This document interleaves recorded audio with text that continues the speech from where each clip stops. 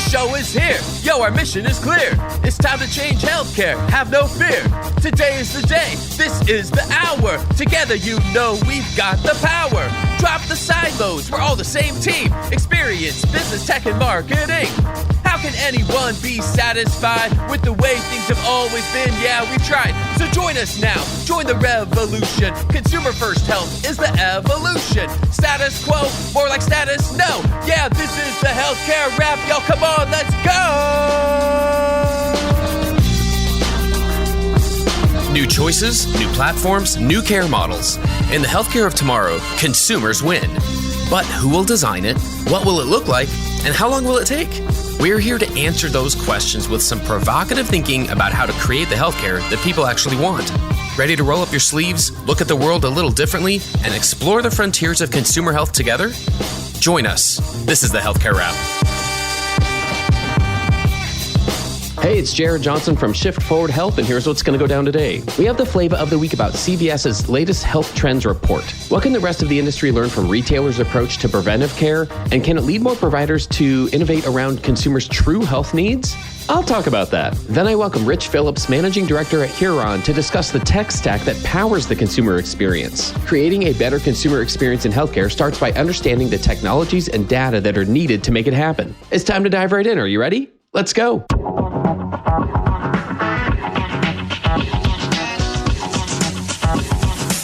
Flava of the week. The latest CVS Health Trends report feels like a milestone. The focus on this one is preventive care. Dr. Sri Shagaturu, Executive Vice President and Chief Medical Officer at CVS Health, leads off the report with some statements that I feel accurately describe the role of preventive care from the retail health standpoint. See if you can detect that theme through some of these excerpts. First one, despite the value of preventive care, adoption remains historically low. To change that, we must meaningfully improve access, convenience, and cost. Healthcare providers know that evidence-based preventive care saves lives, but every American also understands the challenges of getting that care, whether it's a blood pressure checkup or undergoing a cancer screening. At every step, we as consumers are met with obstacles, which include difficulty in accessing these services, inconvenient appointment times, and sometimes prohibitive costs. Here's the second one. As the leading health solutions company, we at CVS Health know that the reasons people miss preventive care are often deeply individual. Some are too busy to engage with a primary care physician in person or virtually. Others may have barriers stemming from their social determinants of health, such as a lack of transportation to a doctor's office. Yet others may need reminders or additional education about which services can keep them well. And the third excerpt. For some, an automated phone or app-based nudge may be enough to encourage them to schedule a vaccine. For others, virtual or home-based care may be the most convenient option for routine screenings. Taking all of this into account, we are working to offer each of our patients and members a next best action, a step to help them manage their current health and prevent worse outcomes down the road. This report really got me thinking. Whether or not it was their intention, this was a great way to facilitate a discussion about why preventive care hasn't always been a part of healthcare business strategies and how we can change that with a disruptor's mindset. Historically, when primary care is talked about from a health systems standpoint, it's most often at the bottom. It's seen as a loss leader, a sunk cost, a cog in the referral system to drive patients to the real moneymaker procedures. That's one reason why the consumer experience there so often suffers. Keep shoving clipboards in patients' faces and pushing them through in 15-minute increments. Looking through a standalone financial lens, primary care gets crushed under the weight of failed expectations and contribution margins. But the retail point of view suggests that primary care, especially the preventive care component, is a key to a healthier society. Socially and health-wise, it's the key to personalized, customized, whole-person health. It's also, I'd argue, the key to future financial sustainability of those specialty care providers. That's why it's ironic to me that it gets downplayed by health systems, but is the focus of so many disruptors. It's the first type of service that retailers and digital health providers tend to offer. And while everyone wastes their time wondering if Amazon or Walmart will get into the acute care hospital business, and by the way, there are no indicators that either of them are even the slightest bit interested, while that's happening, disruptors see preventive care in a totally different light. They see it as a key to reducing the effects and costs of chronic conditions. They see it as a play to get health behavior data and generate brand loyalty. If they have their way and make even the slightest dent in improving the overall health of consumers, it means fewer patients at hospitals. That's always been the rub for me. Remember, healthcare business systems weren't built with consumers' costs or experiences in mind, or in some cases, even basic human dignity. And that's the point. A focus on preventive care is another example of the benefit of having a disruptor's mindset, rather than trying to force everything through the hospital, provider, insurance-based established path that has been pushed on us for so long. We can do better. Let's see how we can truly innovate around consumers' needs by putting preventive care at the center of the healthcare journey and see how that improves the health of our society. That's another way that we'll build the healthcare of tomorrow. And that's the Flava of the Week.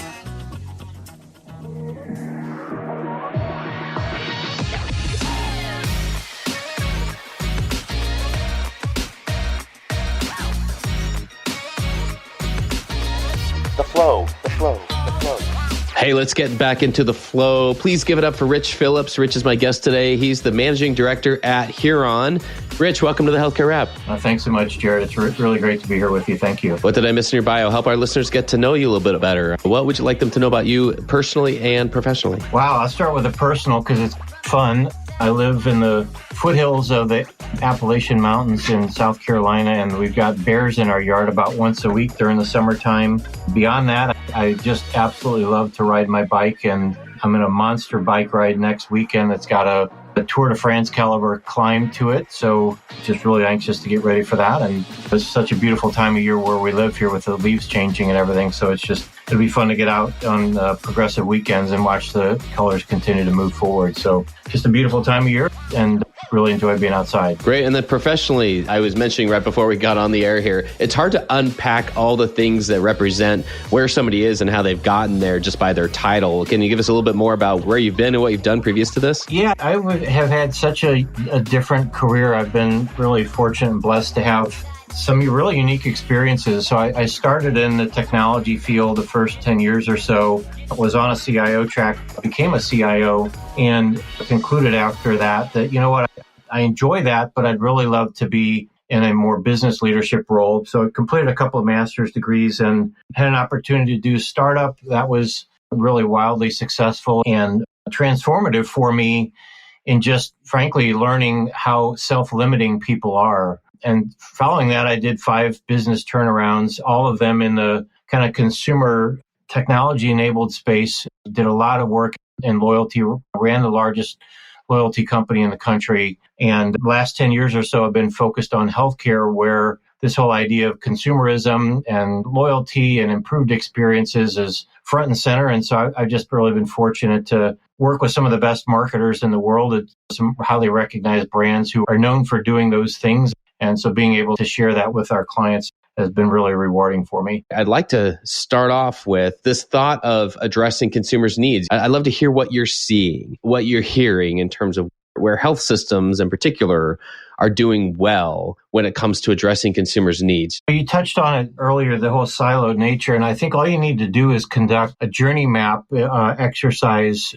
where you bring people in throughout the entire continuum of the journey, billing people and scheduling people and admissions people and what have you. And you see how many handoffs occur. And people don't appreciate what's occurring up and downstream from them. They just do their thing. And of course, the burden then is placed on the patient to navigate across those handoffs. And so even though as marketers, we bemoan that situation, we're doing the same thing. We've got a system that does a website and it has web-based data, and that data lives and only lives in the website. And then you got a forms engine, and then you got a CRM, and then you got one of these and one of these. And by the time you're done, you realize the marketer's got a tech stack of about 10 things, none of which is bringing the data in for a unified customer 360 to see longitudinally what's happening through that narrow part of the journey called I've got a need, who can help me? And so I really tried to focus systemically at that problem and think about either unifying data or unifying systems to eliminate many of those handoffs at a data level. Now, all of a sudden, you're in a position to see the longitudinally what's going on, find the off-ramps in the journey, and think from the customer-centric perspective as to how can we improve the ability for that patient to move from consideration through conversion. And without those kind of data being knit together, that's a problematic thing that becomes manual and ad hoc at best. And so that's where I've focused, is unifying them systemically in order to bridge the gap and present the ability to think about the big picture. I see. So I imagine there's a spectrum where some healthcare organizations are a lot further along that journey than others. What's preventing them from making more progress? Is it the classic case of oh my goodness, now we have to build a business case and win an investment for a new type of platform or platforms that are going to help do what you're talking about of unifying the data? My experience has been that you have to start with a true north. We want to go directionally there, which then sets two things in motion. Number one, it creates some design principles so that when you come to the fork in the road, you know whether to choose path A or B. And that might mean you sub-optimize that discrete decision in order to capitalize on the bigger picture called unified data. It also gives you some sense for where do we start in the journey. I find that because it can look daunting, you can tend to give up on it and then move back into that discrete set of decisions rather than thinking about this as a roadmap to get myself to that end state. And so those design principles, for example, there was a period in the marketing space in healthcare where we were loving the idea of something like a ZocDoc or a Doc ASAP or whatever as a means of generating leads. And while, of course, that's good in principle, if those leads don't find its way into your CRM for lead management or find their way into your EMR for conversion, all you're doing is piling up another set of data that's not able to be actioned. And so that's one example where you could instead go to the Doc ASAP or whomever and say, you know what, we like your platform, but we've got a design principle called, if you can't get your data into our CRM, you're not a good fit for us. Now, all of a sudden, you've solved for the lead generation goal, but you've also created an opportunity to move that data so it becomes actionable and convertible downstream, and you can see where and how that person came into the organization. And that's an example where you solve both worlds, but it was because of that design principle. You didn't add to the problem, you solve for the problem of unified data as you were moving through that journey. Nice. Okay, well, let's dig in here a little bit because we're talking about a lot of different components here. Let's maybe back up one step in terms of, for those who maybe aren't in it day to day, just helping them understand this is part of a healthcare organization's strategy to be more consumer focused. Everything we've been talking about. If an organization is a little earlier in that journey of making the case and evangelizing for this, what's their value proposition? Like, what do they have to tell their stakeholders to say, no, this needs to be a priority. We need to be making some investments here. We need to be consumer focused. Here's the business case, or what's part of that conversation? What does that look like? Yeah, I've typically started with three different levers, and it really depends on the organization. One is I just ask them as leaders to think about their experience outside of healthcare and how does that translate to what they experience as a patient. And all of a sudden you have the aha moment of, wow, we really need to do better. And so classically, when the CEO comes back from a broken leg, he or she is evangelized to say, I've got a call to action to do it differently. So that's example one. The second thing I would say that starts to put it into mathematical terms that the CFO would engage is the first step to growth is minimizing attrition. And I always create a waterfall that says, all right, here's your current revenue or whatever it is we want to use as the metric. Here's where you're starting. Now, the data suggests, or hypothetically, we could assume if you're losing between 10 and 15% of your patients every year, you have a mom that delivers a baby, but she doesn't come back for peds, or a mom that delivers a baby and doesn't come back for well mom care, you've lost all of that person and ultimately families' care needs over the next 30 years. There's a material number there. That's north of $1 million that just went walking out the door. So if that's your problem, you've got to grow 15% just to break even on where you were before. And so lifetime value, what is it that's walking out the door is part of that, but helping them just understand the idea of retention as the first step in growth usually gets people activated to say, wow, now can you tell me more? Thankfully, I'm in an organization now where we've got the data that can measure the percentage of wallet that is being enjoyed by a particular health system. And it's staggeringly low in many cases how much of that family or person's wallet is actually coming into that particular health system. We call that share of care. And usually the data is enough to get people to realize, wow, I've got to do something about this. This is a compelling problem that I knew was out there, but hadn't been quantified for me before. Once that's done, Now it's just a matter of how. You've established the why. Now the how is the only thing that matters. And at that point, it's a simple roadmap to say,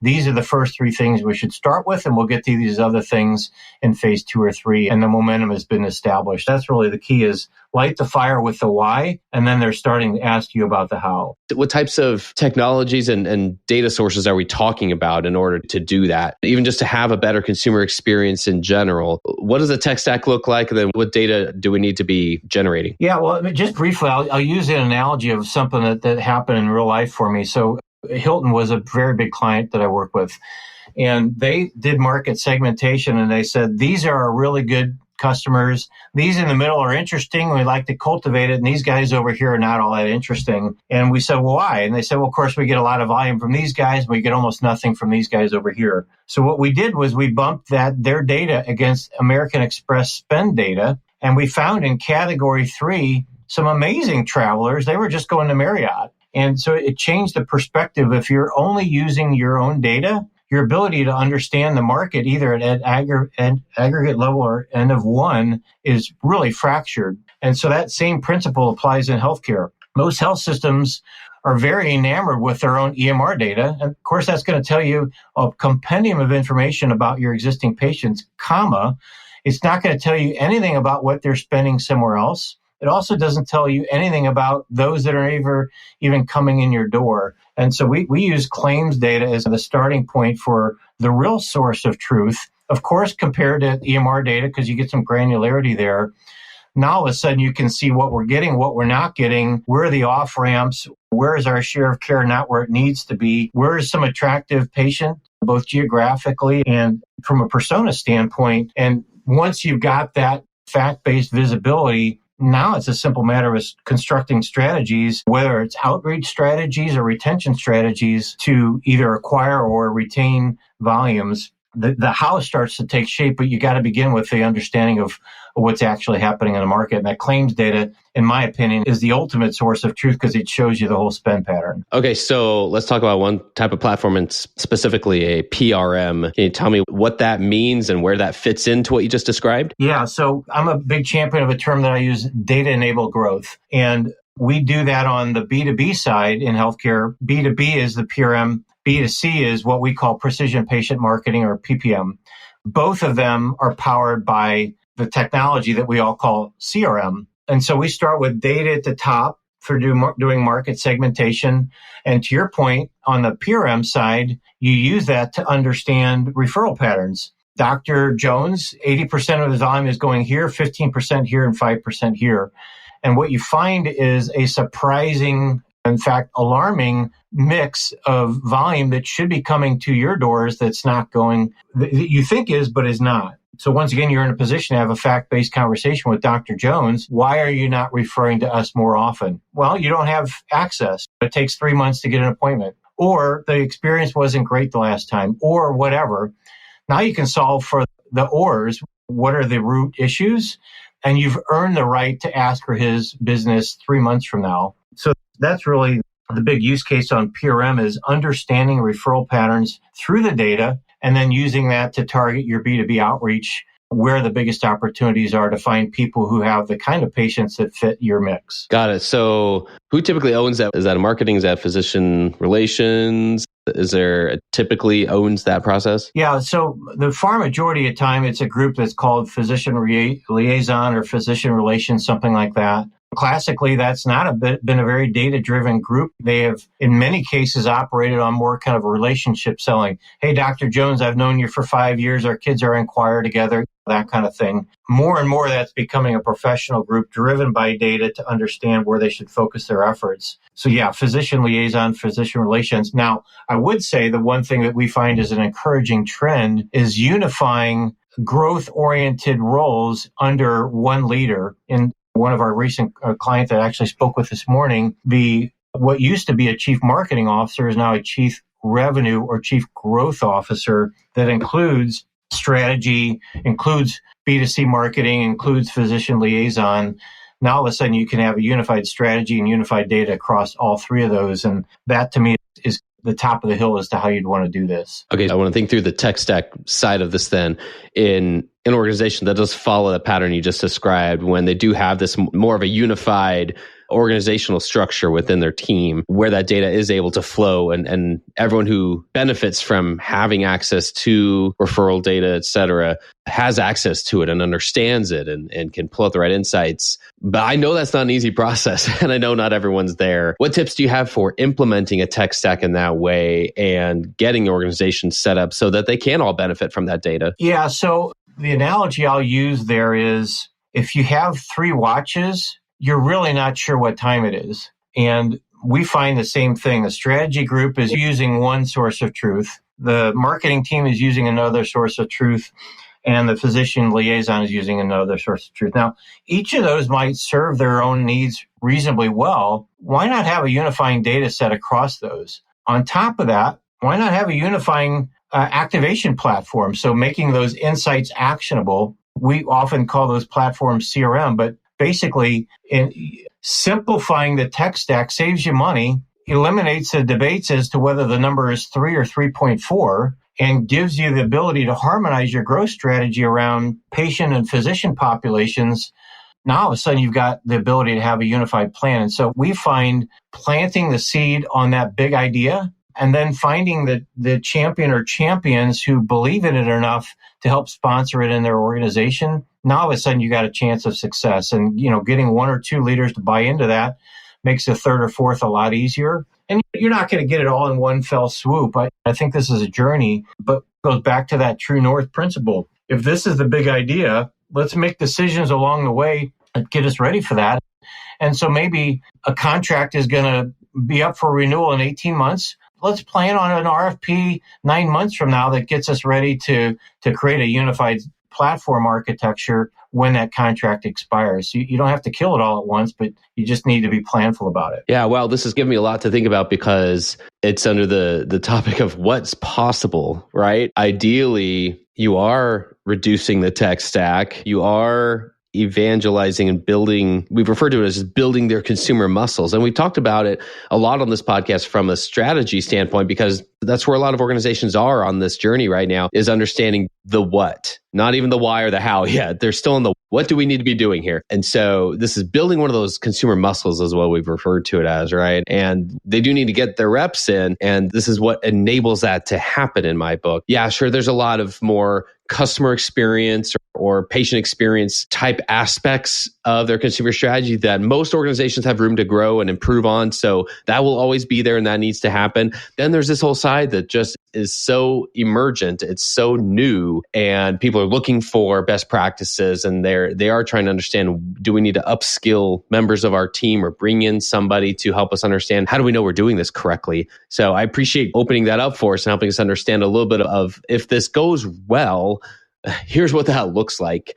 And I think that helps us understand in the short term what's possible. But what about the long term? What if we're a few years from now and we're looking back at here's how things have changed, here's what we're able to do now because we've implemented these things. What do you think that looks like? And what do you hope we're celebrating in healthcare a few years from now? And that's a great question. The thing I have found is the higher order of this becomes less big bang oriented because you've taken some of the big rocks out of the water. And the real gains are iterative in nature. Let me give you an example. I met with a CEO of Kayak one time and I said, what makes you so successful? He said, Rich, it's real simple. We run 1,000 tests a day. The things that work, we do more of. The things that don't work, we do less of.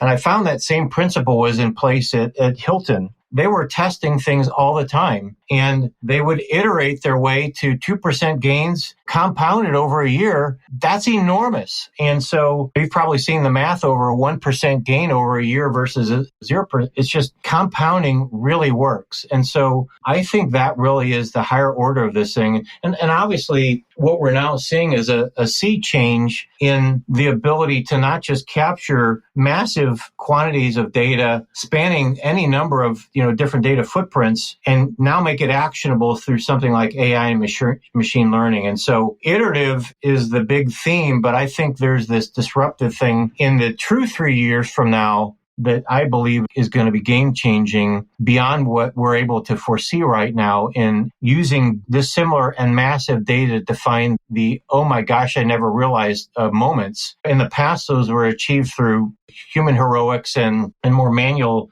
analytics. I think that we're going to see step changes as a consequence of massive data now being made actionable through machinery. And so it's hard to anticipate. And what I think we're going to find is this whole idea of personalized medicine applied in many areas. Some of the greatest gains that are occurring right now, and just like oncology, I met with a guy who said that in 10 years, you won't know people that are dying from cancer. They'll get cancer. They won't die from it, though. And I think those kinds of things, this is not the same level of mission, but the ability for marketers to have profound impact. We've had clients that for years were providing good value. They were ringing the phones and things like that, but they moved from awareness marketing to conversion marketing using some of these principles. And they're putting 15 to 30 million in contribution margin a year on the table. Now all of a sudden, it's a very different conversation. I think those kinds of gains are not only possible, but required in a post-COVID world to help replenish the financial statements and, frankly, the spirit of our employees. And that's frankly why I'm so passionate right now is it's so necessary. So I think getting back to your original question, I think it'll start with iterative gains, but I think once the data is unified, I think there will be profound gains as a consequence of what AI is able to unlock for us. This is why I ask this question, is because it really opens my eyes to where we could be in the near-term future. Thanks for sharing that. I want to give you a final word here on anything else that you want to make sure our listeners know, but we haven't mentioned yet. Anything else that you'd want to make sure we cover today? I think the one thing, it's going to sound like a little thing, but it's been the most powerful tool that I've ever used. I mentioned the turnaround work that I did, and turnarounds are all about momentum. Frankly, startups are all about momentum. And so what I do when I do discovery with an organization, you're going to find 15 to 40 ideas that have some merit. You're going to consolidate that down to 15 or 12 or whatever. I then rank them in terms of a 2x2 grid. How beneficial is that idea, which is what everybody tends to pay attention to? And then how easy is it to I realize the benefits of it? That horizontal axis, that's the axis that I find people pay the least amount of attention to. And when you're resource constrained, either financially or in human capital, that's where the real rubber meets the road. And so I encourage people to think about momentum as the most important thing and use that horizontal axis as the vehicle through which they establish that momentum. And just that simple 2x2 grid not only charts your roadmap, but gives you the big important thing called start here. If you achieve phase 1 goals, everybody's going to be interested in signing up for phase 2. If your phase 1 ends up being a 3-year long-winded journey with nothing to show for it, of course you're not going to get funded. And so if I impart nothing else, that particular idea, in my opinion, is the most simple thing, but it also is the most fundamental for earning the right to have a phase 2. And so that's what I'd encourage people to think about. I love it. All right. I'm going to be thinking about that for sure. You've given us so much to think about today. What's the best way for listeners who want to reach out and connect with you? Is that on LinkedIn? Is there a place for them to find you? Well, certainly I'd welcome LinkedIn. That's a great place for it. Obviously, I'm Rich Phillips on Huron at LinkedIn. If you're not opposed to, I'm even willing to give my email address so people can reach me. But however people want to get to me is fine. Yeah, awesome. Well, that's a wrap for this episode. I've had the pleasure of speaking with Rich Phillips from Huron. Thanks so much for joining us today. Yeah, it's been great. Thank you, Jared. I really enjoyed the time. Thanks for tuning in. If you like what you heard, please spread the word. Tell your colleagues to tune in for all the awesomeness, then leave a review on Apple, Spotify, or wherever you listen. This show is produced by Shift Forward Health, the channel for changemakers. Subscribe to Shift Forward Health on your favorite podcast app, and you'll be subscribed to our entire library of shows. See our full lineup at shiftforwardhealth.com. One subscription, all the podcasts you need, and it's all for free. And remember, we might have a lot of work to do in healthcare, but we'll get there faster together. Thanks again.